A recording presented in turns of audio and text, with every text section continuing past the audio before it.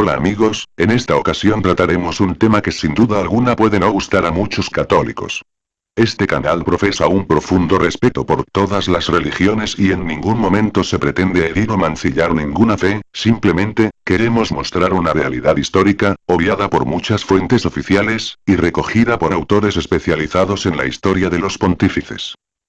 Si bien algunos de los comportamientos de los papas que aquí trataremos son recogidos en fuentes universales como Wikipedia, la gran mayoría, son omitidos y solo son recogidos por autores muy concretos y fuentes provenientes del protestantismo, por lo que desde Culcrasum os animamos a contrastar toda la información que vertemos en el vídeo y os facilitamos una larga lista de autores que respaldan no solo lo que aquí exponemos, sino muchos más casos, que por una cuestión de duración del vídeo no vamos a tratar.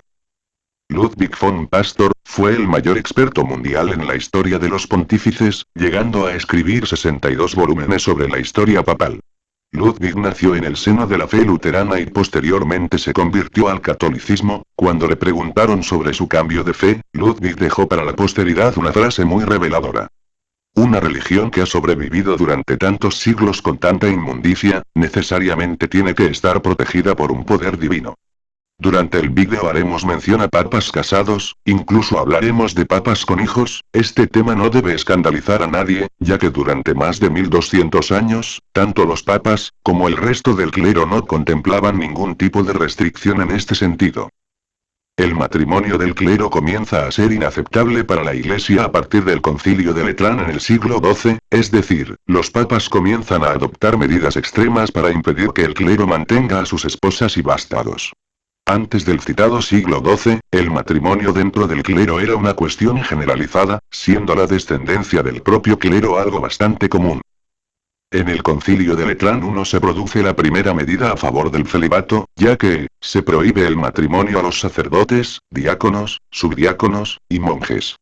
También les prohíbe mantener concubinas y la permanencia en sus casas de cualquier mujer diferente a las admitidas por los cánones. Los matrimonios en vigor de los clérigos son nulos de pleno derecho, y los que los hubiesen oficiado son declarados pecadores y obligados a confesión. A partir de Letrán II y Letrán III, en el propio siglo XII, esas primeras medidas se van endureciendo hasta abolir el matrimonio y la descendencia en todas las jerarquías eclesiásticas. La historia papal deja de manifiesto que al menos 14 papas han sido hombres casados. De hecho, el primer papa de la historia, el apóstol Pedro, era un hombre casado como reconoce la propia Biblia. El relato de Marcos nos deja saber que en un sábado, después de predicar y realizar un milagro en una sinagoga, Jesús se dirigió a casa de Pedro. Iban con ellos Andrés, el hermano de Pedro, como también Jacobo y Juan el amado. La suegra de Pedro estaba acostada, con una intensa fiebre. Lucas, que era médico, escribe de este episodio con palabras que reflejan una fiebre intensísima. Según Mateo, Jesús llegó hasta ella y le tomó de la mano y la levantó. La suegra de Pedro se sintió tan repuesta que comenzó a servirles. Damaso I fue el papa número 37 de la Iglesia del año 366 al 384. Damaso, era romano de nacimiento e hijo de un sacerdote español. Cuando el Papa Ursino ocupó el papado en el año 366, Damaso, que ambicionaba el papado por encima de todas las cosas, contrató un ejército de matones entre los bajos fondos de Roma y los lanzó contra los seguidores de Ursino. Las revueltas se extendieron por toda Roma provocando un gran número de muertos en ambos bandos. El 1 de octubre del año 366, los asesinos contratados por Damaso consiguieron hacerse con el control de San Juan de Letrán y de Santa María la Mayor, y así expulsaron de Roma a Ursino y acabaron con la vida de 137 de sus seguidores. Damaso finalmente fue nombrado papa y la mayor parte de cronistas lo describen como brillante, culto y con una simpatía natural.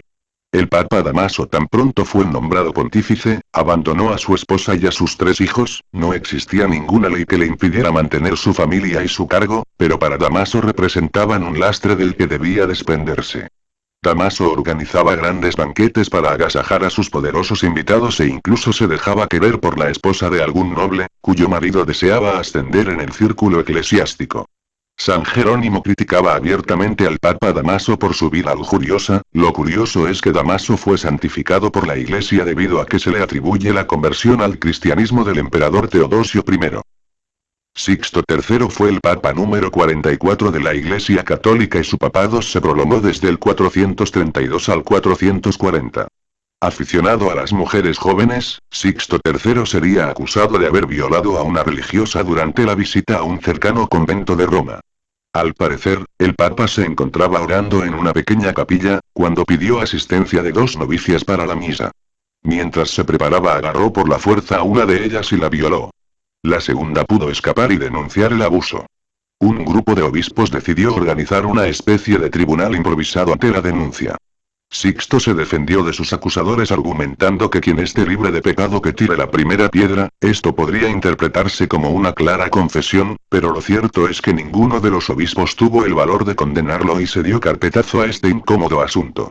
Sixto III sería canonizado tras su muerte por la Iglesia Católica. El Papa Juan XI fue el pontífice número 125 y ocupó el trono de Pedro en el período que va desde el 931 al 935. Una de las aberraciones que se le atribuyen es la violación en grupo de 3 mujeres. Al parecer, 3 mujeres nobles de Siena se dirigieron a Roma para presentar sus respetos al Papa. Cuando se encontraban frente a él, Juan XI ordenó que las 3 mujeres, una madre y 2 hijas, fueran trasladadas a sus aposentos y una vez ahí, desnudadas. Allí sufrieron durante 4 días todo tipo de violaciones y vejaciones, a manos de su santidad y sus amigos cortesanos.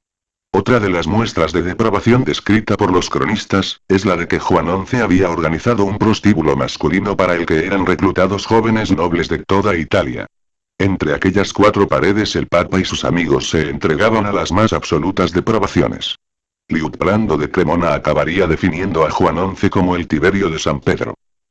Juan XII, Papa número 130 de la historia y que lideraría la fe cristiana desde el 955 hasta el 964, según la patrología latina, el 14 de mayo del año 964, Juan XII había acudido a la casa de una noble mujer de Roma, sin protección alguna. Cuando éste se encontraba en la cama con su amante, entró de repente su marido. Furioso, agarró en la mano un pequeño puñal y comenzó a clavárselo al Papa en la espalda, pero como este no terminaba de morirse, el marido engañado agarró un mazo y con él le rompió el cuello. Allí, desnudo sobre la alfombra de la habitación de su amante, cayó muerto Juan XII a la edad de 24 años. Cuando la noticia corrió por las calles de Roma, en lugar de luto, lo que incitó fue el sarcasmo de sus ciudadanos. Se decía que tal y como había vivido Juan XII había sido muy afortunado de morir en la cama, aunque la cama precisamente no fuese la suya. Benedicto V Papa número 131, según Gerberto de Aurillac, famoso cronista que acabaría convirtiéndose en el futuro Papa Silvestre II, se vio obligado a abandonar Roma, cuando deshonró a una jovencita de 14 años que había pedido audiencia con el Papa para recibir confesión. En su huida a Constantinopla, robó parte del tesoro vaticano. Regresó solo a Roma cuando se había quedado sin un céntimo. Al presentarse ante el Papa León XIII, este le golpeó varias veces con el báculo en la cabeza provocándole muy serias heridas, aunque estas no lo llevarían a la tumba. Lo que sí acabaría con él fueron las más de 100 puñaladas que el padre y los 3 hermanos de la jovencita deshonrada tiempo atrás le propinaron.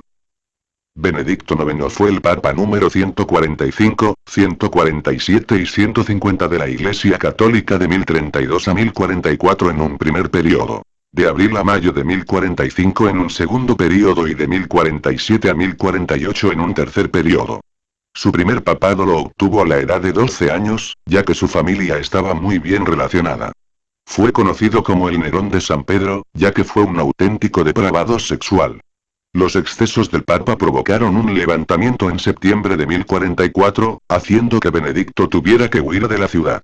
El 10 de marzo del mismo año, el corrupto Papa regresó a Roma con la ayuda de las tropas del rey de Alemania Enrique III, expulsando a Silvestre y restituyéndose en el cargo pontificio. 2 meses después decide vender su papado a Juan Graciano, arcipreste de San Juan, por la suma de 1500 libras de oro y todo lo recaudado por la iglesia entre los fieles de Inglaterra para poder casarse con su prima. Su prima finalmente rehúsa casarse con él. El depuesto Benedicto consiguió hacerse nuevamente con el papado el 8 de noviembre de 1047. Durante los 8 meses que duró su último pontificado, Benedicto IX volvió a entregarse a todo tipo de vicios, por lo que Enrique III lo expulsó de Roma. Según las crónicas moriría solo y abandonado en 1055. León X fue el papa número 217 de la Iglesia Católica de 1513 a 1521.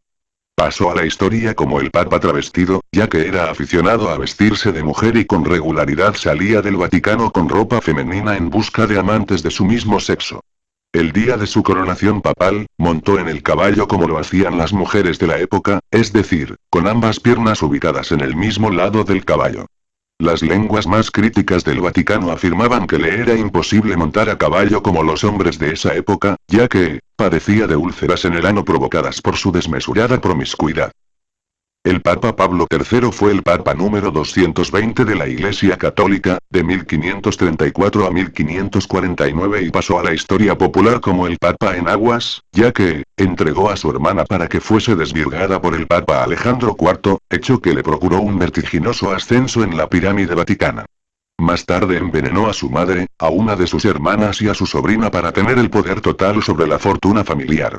Se dice que tuvo relaciones incestuosas con sus hermanas y su propia hija, asesinó a su yerno Bolsus Sforza, para poder gozar más sexualmente de su hija, mató a otra de sus hermanas por sentirse celoso de uno de sus amantes, igualmente mató a 2 cardenales y un obispo polaco debido a una disputa teológica. Fue el proxeneta más grande de Roma, ya que tuvo un ejército de prostitutas trabajando para él y pagándole un tributo mensual. Tenía como amante a una noble romana que le dio 3 hijos. Bueno amigos, pues esto ha sido todo por hoy. Si queréis que realice más vídeos de este estilo, no olvidéis suscribiros al canal y darle like al vídeo. Hasta la próxima.